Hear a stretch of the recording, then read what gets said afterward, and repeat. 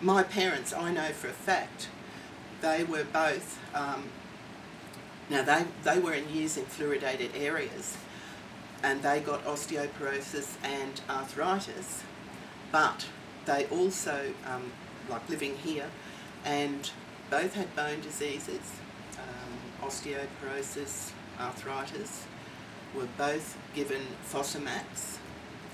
Fosamax, that was the drug made, that was the wonder of age. Old people would never have a broken hip. It protects their bones.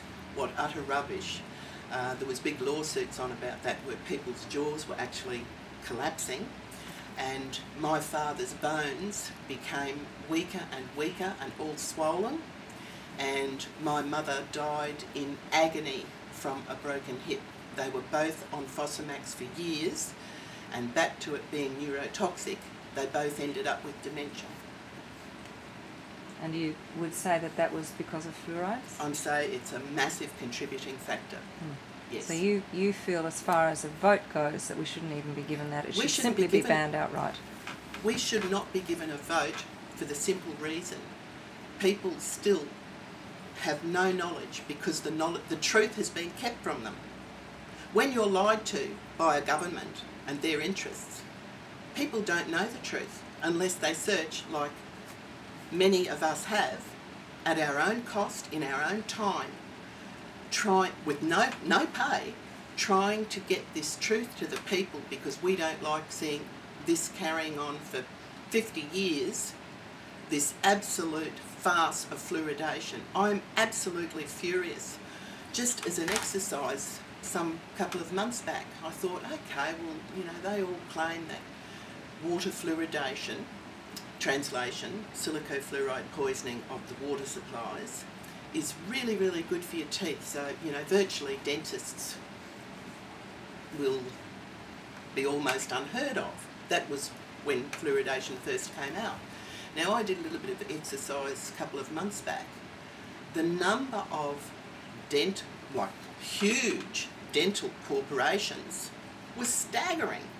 And the number of just general dentistries, cosmetic dentistries, dental implant businesses. And I'm going, well, there we go. We've just absolutely proved that the lies, that fluoridation was safe and effective, and some of them had outrageous claims that they benefited the teeth from anywhere from 30 to 60%. Well, if that was true, why then are there such massive corporations of dentists in all the fluoridated cities?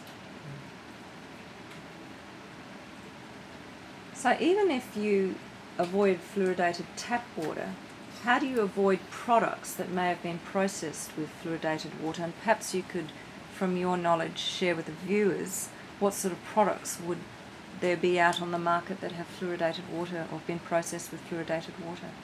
How do people avoid it? You can't avoid it. That's the simple fact. You can't avoid it. Like, I've had people say, oh, well, you know, if you don't want to drink it, get a tank. It's not that simple. You can reduce a little bit your consumption by drinking, you know, either tank water or cask water. But still, unless you've got massive amount of money to get a whole house filter on your home, you're showering in it, you're washing your babies in it, all your gardens hosed with it, all your plants, your vegetables, all the fruit and food you buy is all manufactured with tap water. I can't see all these people using reverse osmosis filtration in all their manufacturing processes. They couldn't afford it, and the waste of water would be massive. So all of our drinks we have, all of our soft drinks, all of our alcohol, all of our fruit juices, every food that has to have be manufactured using water has silicofluoridated water. Researchers now agree that fluoride only works topically, not systemically. It does not need to be swallowed, in other words. So drinking fluoride to prevent tooth decay is like drinking sunscreen for preventing sunburn. Would you agree with that statement? Yeah, I've actually had some people, even a bit of doubt as to whether it's even safe to let your children brush their teeth with fluoridated toothpaste, to be honest. You know, they say that you're supposed to have a little pea-sized amount, no more than that, on their toothbrush, and you must stand there and watch your child to make sure they don't swallow that toothpaste. Now, that tells the story, doesn't it?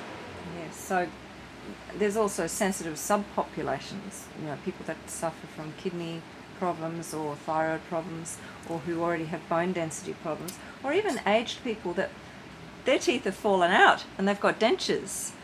They're still drinking fluoridated water. So these are people and subpopulations are more susceptible to harmful systemic effects. So given that we've just established that fluoride's only useful topically, based on your research, Di, is there any proof that water fluoridation even works on preventing dental decay in children's teeth as claimed by Australian authorities? Is there any actual scientific proof? Quite the opposite. There's so many things that have come through to suggest that all of the states are in fact in dental crisis. Children got their teeth rotting out of their head. Adults, if you've got enough money to be able to afford a dentist privately, and what 90% of dentists I guess are private, you've got to be able to have lots of money to have your teeth done. And the ones waiting in the public system, I believe, can wait anywhere from a year up to 5 years. I believe in Tasmania there can be a wait of up to 5 years for public dental treatment. Now, I would think that very strange of a state, the state of Tasmania, being fluoridated for just on 50 years. Are there similar statistics across Australia? There are, yes. New South Wales, Western Australia, South Australia, they've all got problems with kids getting massive, they're having to have surgery to have rotten teeth removed. And I noticed there has been some talk recently with some dentists recognising that these acids and actually bacteria are such a huge problem and causing tooth decay.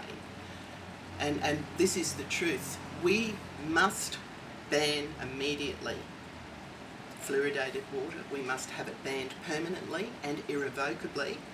And what they need to do is put all that money from the building of all those poison fluoride plants and the running thereof. The cost is huge, and I'm sure there's a lot of the pipe work, etc., and equipment from the highly corrosive poison fluorides will have to be repaired so much. If they were to put all that money into a dental scheme to make dental care affordable for each and every Australian, that's what should have been done in the first place, instead of this absolute disgrace of carrying on the lie of water fluoridation is the most safe and effective and cost-effective method of treating dental caries for the population. They all rabbit it on. They're like a pack of parrots. Just these lies are just peddled and peddled and peddled. We must stop this, and the truth must be given to the population of Australia once and for all. So what would you suggest that parents do to protect their children's teeth from dental decay? Well, you must make sure that your kids, of course, brush your teeth, use organic toothpaste. That's safe. And this is it, flossing. Teach them when they have a drink, make them rinse their mouth out. And we won't have this problem once the poison silicofluoride is removed from the water supply. But yes, just proper dental hygiene, care of their teeth, making sure that, you know, when they eat sweets, that they, you know, go and clean their teeth, and or even if they rinse their mouth out. Just basic care, but morning and night clean their teeth like the dentist tells you. Look, I love dentists. They get you out of pain when you do have a toothache. The dentist I go to, he was very respectful of the data I gave him at one time on the evidence of harm of the silicofluoride poisons. We do need dentists. What we don't need is the lies and the continuing on. It's time for this to end. It's gone on for too long. Too many people have been harmed health-wise. I don't much like the stupid people who, and actually it was a Tasmanian person who did say this to me, nothing wrong with me, I haven't got two heads. I mean, you could almost see the surgery mark where the other one was removed. But, you know, this kind of thing, I try and make light of it sometimes, but this neurotoxic poison, it lowers the IQ, definitely. Have you got, perhaps you could tell the viewers where they could go on the internet, maybe, just off the top of your head? The first place people can go to get some truth is go to Professor Paul Connett's website, Fluoride Action Network. Now, don't sort of get caught up there. His website is www.fluoridealert.org. Don't go to the .com, because the American Dental Association were quite sneaky and did a nasty little trick there and nicked that one so that they could divert the population away from the truth about fluoride. So just be careful. Professor Paul Connett, Fluoride Action Network, www.fluoridealert.org.